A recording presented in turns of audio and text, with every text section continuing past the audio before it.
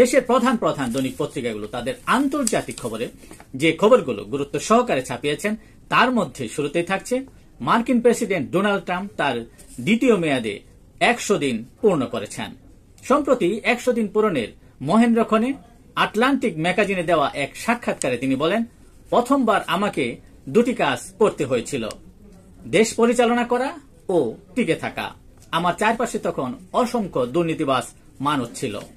দ্বিতীয় মেয়াদে আমি দেশ চালাই, পৃথিবীও চালাই, এতে অনেক মজা পাচ্ছেন বলেও জানান তিনি।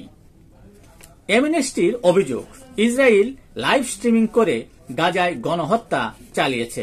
সবার চোখের সামনে গণহত্যা চালাচ্ছে ইসরায়েল বলেও প্রতিবেদনে উঠে আসে।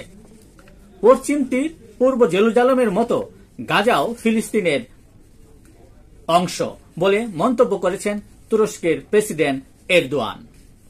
ইরানের সবচেয়ে গুরুত্বপূর্ণ কন্টেনার বন্দর বান্দর আব্বাসে বড় বিস্ফোরণে মৃত্যুর সংখ্যা বেড়ে 70 জন পৌঁছেছে।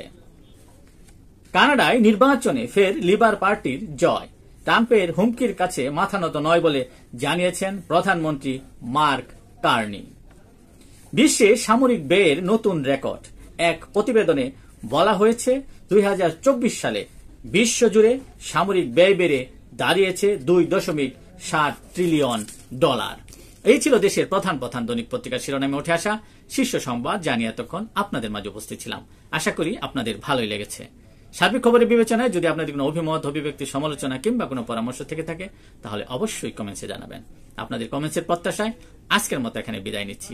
আবারও দেখা হবে আগামীকাল ঠিক একইভাবে। সে পর্যন্ত অবশ্যই ভালো থাকবেন, সুস্থ থাকবেন। আসসালামু আলাইকুম ওয়া রাহমাতুল্লাহ।